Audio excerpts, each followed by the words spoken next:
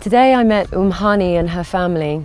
Her son is recovering from a severe fever and he has a persistent cough due to the conditions of the accommodation they are living in. Many refugees came here from Syria with just the clothes on their back. They're going to need the basics to survive the winter months, like warm blankets, stoves and more clothes to survive. Michelle, it's a great pleasure to meet you. Thank you very much for talking to us here on News Talk Live. What was it like meeting that lady, Hani, and her little boy? Hani and her family, meeting them was one of the most heartbreaking experiences of all of the families I met, because her son is suffering from, he has this persistent cough which could escalate quite badly if he's not given the medical support that he needs. And so many families I met are so worried for their children. The winter months are upon them, and it's apparently, it could be one of the coldest on record in Jordan. And he's such a sweet little boy. He's completely innocent in all of this. Yeah. What impact did that have on you? How did it make you feel? Well, it's just, you know, you see so many images on the news and in the papers, but it never can prepare you really for what you see. It was really shocking to see the conditions that the Syrian refugees are in. And you spend a lot of time with children, and I know that they made some artwork for you, or they were busy with artwork. I suppose anything to keep their mind off what they were doing there. But it really affects children more than any other kind of refugee there, doesn't it? Yeah, well, Oxfam have set up activities for children within Zatari. Is this where you were there? This is Zatari. This is one of the activity groups that Oxfam have set up.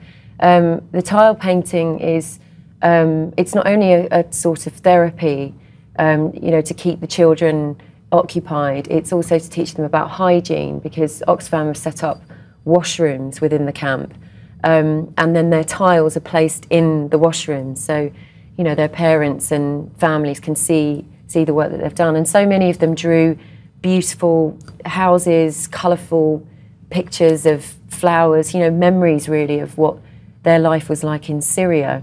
So it was such a stark contrast to what they're living, the conditions that they're living in now. Their ordeal, and oh my gosh, it's a world away, isn't it, from the character you play, Lady Mary, and what she's used to. And as you say, sanitation is a real issue, isn't it, in a camp like that? Yeah, and Oxfam and other organisations are doing their best to provide them with sanitation, but they really need more help. So the 12 Days of Giving winter appeal is specifically for the winter coming.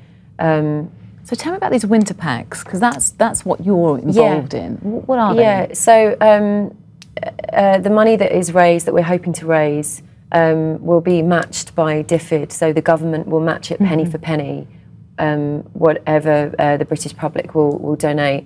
They will be providing blankets for families, stoves for the winter, more clothes. Many of the families left with just the clothes on their back, so they need more clothes for the winter.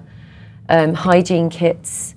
So much can be done. Because I think a lot of people here, certainly I didn't realise how cold it gets in the likes of Jordan and Syria. It's incredibly cold in the winter months. So I suppose buying a winter pack would be a good Christmas present maybe, rather than buying something else for your loved ones. Exactly, and that's a wonderful idea. I think Will you be doing that? Yes, yeah, certainly. As little as £24 could give a family 4 blankets to keep them warm at night. A stove would be £48 for a family. So just giving anything anyone can give will be matched by the government. So anything that's given will be doubled. And are you planning on going back there, do you think, one day? I'd like to go back in the new year and see the difference that this appeal has made, so that we can, you know, show the British public what they've done. And the British public is so generous, like we've seen with the Philippines appeal. We're just trying to get the message across, not to forget the Syrian refugees and what they're going through. Okay, Michelle, it's a pleasure to meet you, and thank you very much for coming and talking to us. Thank you.